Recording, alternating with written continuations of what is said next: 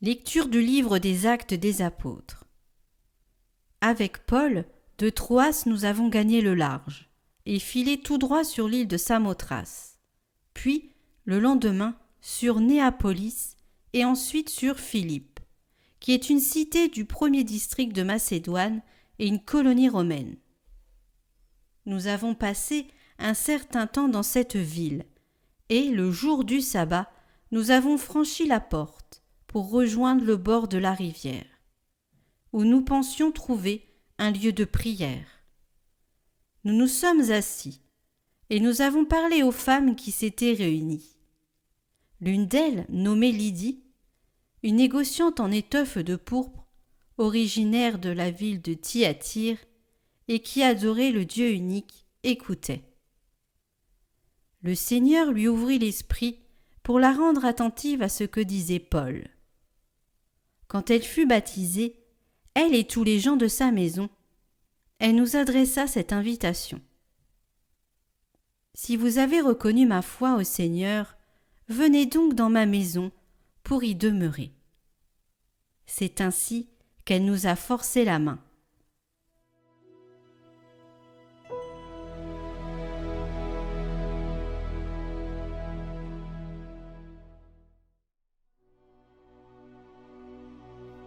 Le Seigneur aime son peuple.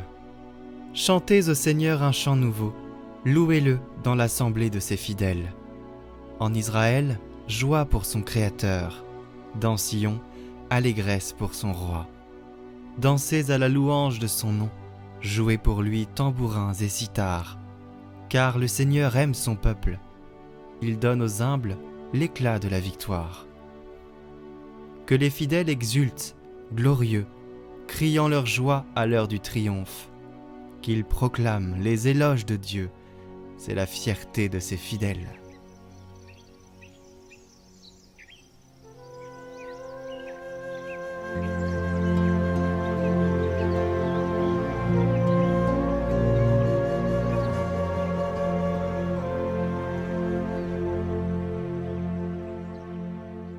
Évangile de Jésus-Christ selon saint Jean.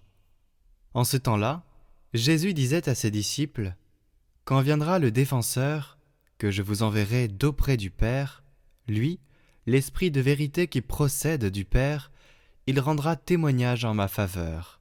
Et vous aussi, vous allez rendre témoignage, car vous êtes avec moi depuis le commencement. Je vous parle ainsi pour que vous ne soyez pas scandalisés. On vous exclura des assemblées. Bien plus, l'heure vient où tous ceux qui vous tueront s'imagineront qu'ils rendent un culte à Dieu. Ils feront cela parce qu'ils n'ont connu ni le Père, ni moi. Eh bien, voici pourquoi je vous dis cela. Quand l'heure sera venue, vous vous souviendrez que je vous l'avais dit.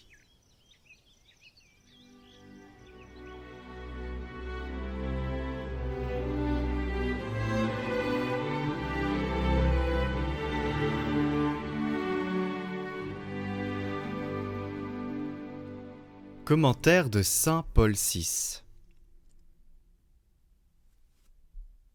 Quand le Défenseur viendra, l'Esprit de vérité, il rendra témoignage en ma faveur.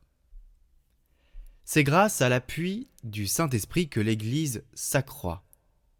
Il est l'âme de cette Église. C'est lui qui explique aux fidèles le sens profond de l'enseignement de Jésus et de son mystère. Il est celui qui, aujourd'hui, comme au début de l'Église, agit en chaque évangélisateur qui se laisse posséder et conduire par lui, et met dans sa bouche les mots qu'il ne pourrait trouver seul, tout en prédisposant aussi l'âme de celui qui écoute pour le rendre ouvert et accueillant à la bonne nouvelle et au règne annoncé. Les techniques d'évangélisation sont bonnes, mais les plus perfectionnées ne sauraient remplacer l'action discrète de l'Esprit. la préparation la plus raffinée de l'évangélisateur n'opère rien sans lui. Sans lui, la dialectique la plus convaincante est impuissante sur l'esprit des hommes. Sans lui, les schémas sociologiques ou psychologiques les plus élaborés se révèlent vite dépourvus de valeur. Nous vivons dans l'Église un moment privilégié de l'esprit. On cherche partout à le connaître mieux, tel que l'Écriture le révèle. On est heureux de se mettre sous sa mouvance. On s'assemble autour de lui, on veut se laisser conduire par lui. Or, si l'Esprit de Dieu a une place éminente dans toute la vie de l'Église, c'est dans la mission évangélisatrice de celle-ci qu'il agit le plus.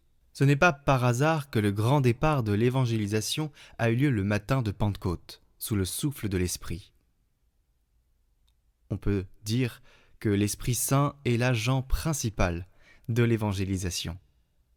Mais l'on peut dire également qu'il est le terme de l'évangélisation. Lui seul suscite la nouvelle création, l'humanité nouvelle à laquelle l'évangélisation doit aboutir, avec l'unité dans la diversité que l'évangélisation voudrait provoquer dans les communautés chrétiennes. À travers lui, l'Évangile pénètre au cœur du monde, car c'est lui qui fait discerner les signes des temps, signes de Dieu, que l'évangélisation découvre et met en valeur à l'intérieur de l'histoire.